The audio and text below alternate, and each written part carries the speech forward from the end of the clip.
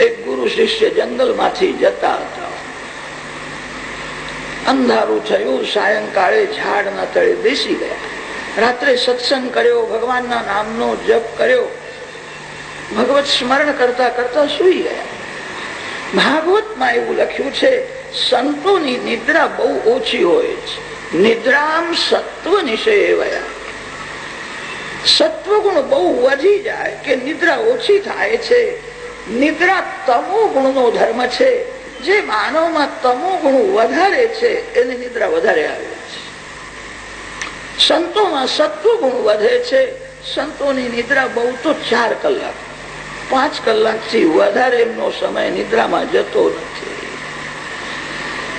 મધ્યરાત્રિના સમયે ગુરુદેવ જાગ્યા છે, શિષ્ય સૂતેલો છે. ગુરુદેવે વિચાર કર્યો, હવે હું ધ્યાન કરવા બેસું. સંસાર સુઈ જાય છે ત્યારે સંત જાગે છે.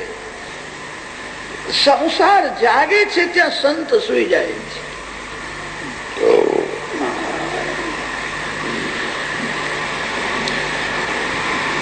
મધ્યરાત્રિનો સમય છે, ગુરુદેવ ધ્યાન કરવા બેઠા છે. શિષ્ય સૂતેલો છે. એક મોટો સર્પ ક્રોધમાં દોડતો દોડતો આવે છે. શિષ્ય પાસે જવા લાગ્યો. ગુરુદેવે તે શિષ્ય સર્પને પૂછ્યું છે, તું ક્યાં જાય છે, તારું શું કામ છે? તે સર્પે કહ્યું, તમારો જે શિષ્ય છે એ મારો પૂર્વ જન્મનો શત્રુ છે. એને મને માર્યો છે. હું વેરનો બદલો લેવા જઉં છું. એને હું કરડીશ. એ મરી જશે. એ બહુ રડશે. એ જોઈને હું રાજી થઈશ. રડવું સારું છે. જે રડે છે એના પાપનો નાશ થાય છે. જે રડે છે એના ઉપર ભગવાન કોઈ દિવસ કૃપા કરે છે. જે બીજાને રડાવે છે એના ઉપર કોઈ દિવસ કૃપા થતી. સર્પે કહ્યું કે હું તમારા શિષ્યને રડાવીશ. હું સર્પ છું, એને મને રડાવ્યો છે. ગુરુદેવ તે સર્પને સમજાવે છે, મારા શિષ્યની ભૂલ થઈ છે. તને માર્યો એ બહુ ખોટું કર્યું. હું ક્ષમા માંગુ છું, તું ક્ષમા કરજો. એને મારવાથી તને શું મળવાનું છે? સર્પે કહ્યું કે મહારાજ, હું તમારા જ્ઞાનથી મને શાંતિ નથી. સર્પ જાતિ અતિ ક્રૂર હોય છે. પોતાના બાળક સાથે તો બધા જ પ્રેમ કરે છે. સર્પને અતિ ભૂખ લાગે તો પોતાના બાળકને પણ ખાઈ જાય છે. હું એને મારીશ. તમારા જ્ઞાનથી મને શાંતિ નથી. સર્પ માનતો નથી. ગુરુદેવે વિચાર કર્યો, મારો શિષ્ય સાધક છે, હું સિદ્ધ છું. મારા શિષ્યનું મરણ થાય તો એની દુર્ગતિ થશે. મારું મરણ થાય તો શો વાંધો છે? મારા મનમાં કોઈ વિકાર નથી, વાસના નથી. જેને વાસનાનો વિનાશ કર્યો છે એને મૃત્યુની બીક લાગતી નથી. મરણથી તે ગભરાય છે જેના મનમાં વિકાર વાસના છે. મારું મરણ થાય, હું કોઈના પેટમાં જવાનો નથી. મારે પતિ થવું નથી ને પત્ની થવું નથી. પરમાત્માને મળવું છે. મારું મરણ થાય તો સારું છે. ગુરુદેવે વિચાર કર્યો, હું સિદ્ધ છું, શિષ્ય સાધક છે. મારું મરણ થાય તો હું કોઈના પેટમાં જવાનો નથી.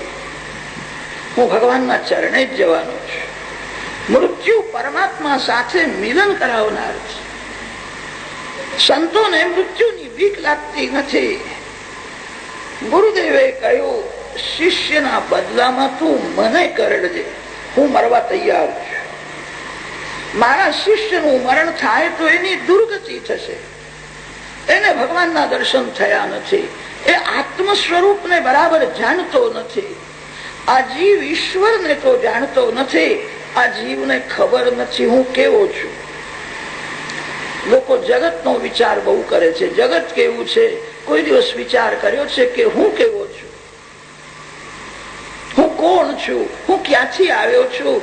જીવને પોતાના સ્વરૂપનું પણ જ્ઞાન નથી. આત્માનમ અવિદિત્વા અસ્મા લોકાત પ્રૈતિશ કૃપણા. સંસાર સુખમાં જીવ એવો ફસાયેલો રહે છે, પોતાના સ્વરૂપને પણ જાણતો નથી. જે આત્મ સ્વરૂપને જાણતો નથી એ ભગવાનને શું જાણે? મારો શિષ્ય સાધક છે, એનું મરણ થાય તો એની દુર્ગતિ થશે. મારું મરણ થાય તો જરાય વાંધો નથી. હવે હું ધ્યાન કરવા બેસું છું, શિષ્યના બદલામાં મને કરડું. ગુરુદેવ તો શિષ્યના માટે પ્રાણનો ભોગ આપે છે. ગુરુ શિષ્યનો પ્રેમ નિસ્વાર્થ શુદ્ધ હોય છે.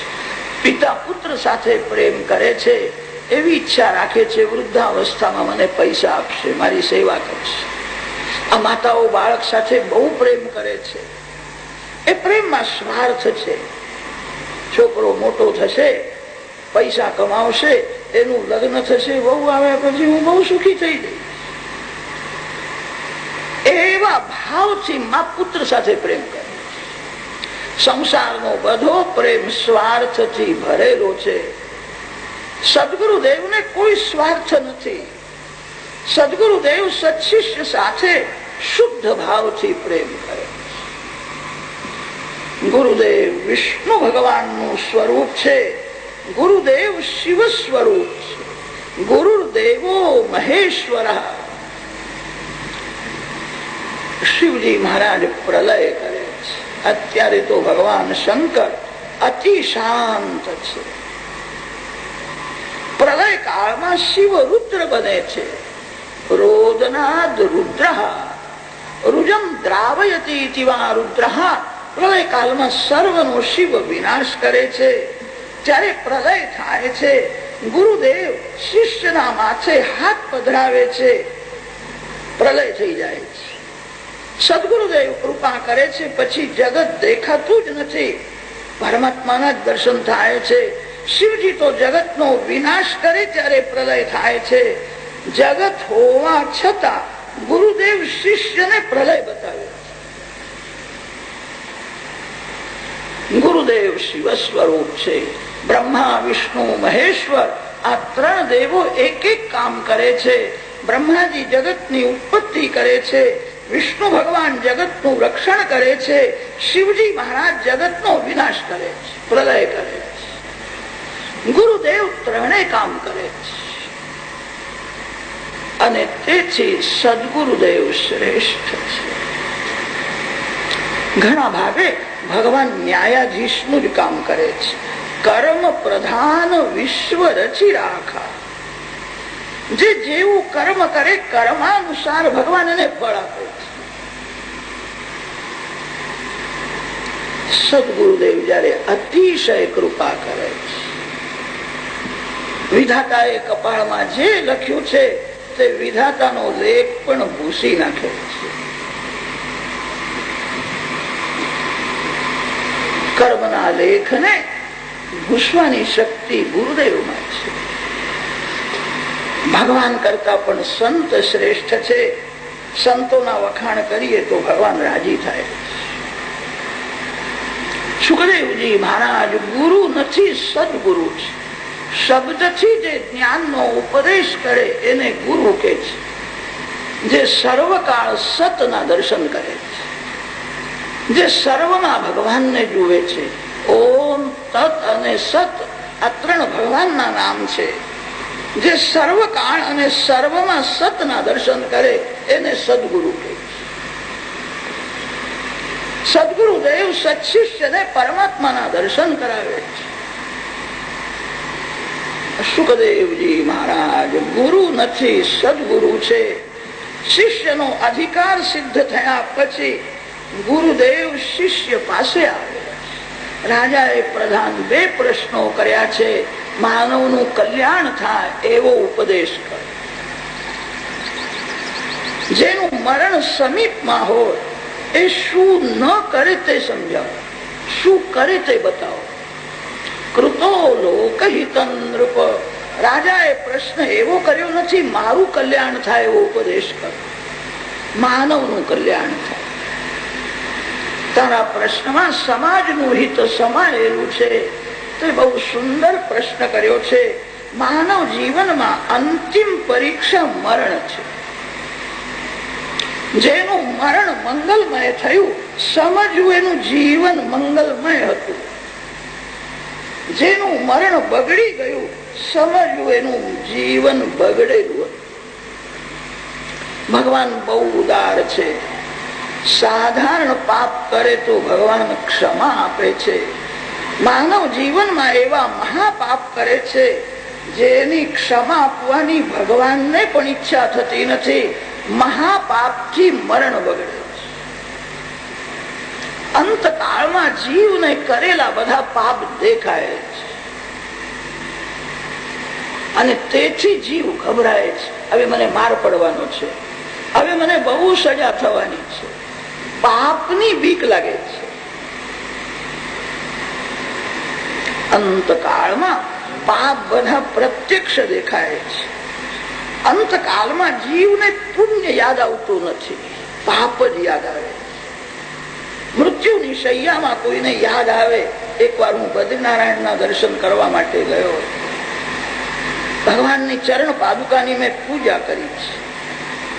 આટલું યાદ આવે, નારાયણનું સ્મરણ થાય, મનથી દર્શન થાય તો મરણ મંગલમય થાય.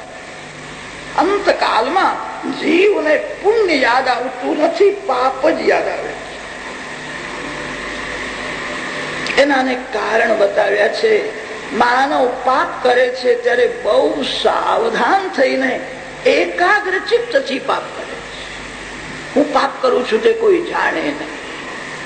માનવ પુણ્ય કરે છે ત્યારે સાવધાન નથી, અભિમાનમાં હોય છે. હું યજ્ઞ કરું છું, હું દાન આપું છું.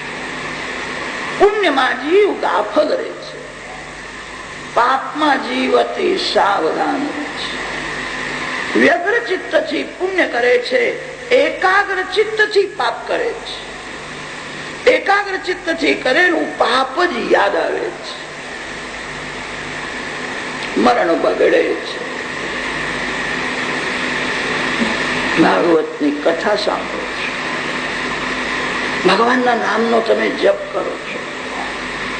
ભગવાનના નામમાં, ભગવાનની કથામાં પાપનો નાશ કરવાની શક્તિ છે. તમારા પાપ બળી રહ્યા છે, પાપનો નાશ થાય છે. આજથી નવું પાપ ન થાય એની બહુ કાળજી રાખો. આજ સુધી જે થયું તે થયું. માનવ કથા સાંભળે છે અને કથા સાંભળીને પણ પાપ કરે છે. મનમાં ખટકે છે, આ સારું નથી. કેટલાક મનને સમજાવે છે, ફરીથી કોઈ ઠેકાણે કથા થાય તો સાંભળવા જઈશું. કથા સાંભળ્યા પછી પાપ છોડો. સૌથી મોટું પુણ્ય કયું છે? જે પાપ કરતો નથી એ મહાન પુણ્ય કરે. જે આંખથી પાપ કરતો નથી, મનથી પાપ કરતો નથી, જે જીભથી પાપ કરતો નથી એ મહાન પુણ્ય કહે છે. પાપ છોડો. મરણ મંગલમય થશે. મહાપાપના લીધે જ મરણ બગડે છે. થોડો શાંતિથી વિચાર કરો, ધ્યાનમાં આવશે. જન્મ અને મરણ એ શરીરના ધર્મો છે. શરીરનો જન્મ થાય છે અને મરે છે પણ શરીર. આત્માનો જન્મ થતો નથી, આત્માનું મરણ થતું નથી. જીવ ભૂત સનાતન ન જીવ અજીવ, અજીવ જીવવત સંપદ્યમાન, જીવ ભૂત સનાતન. પરમાત્માનો અંશ છે, જીવ સનાતન છે. એનો જન્મ થતો નથી, એનું મરણ થતું નથી. જન્મ અને મરણ શરીરના ધર્મો છે.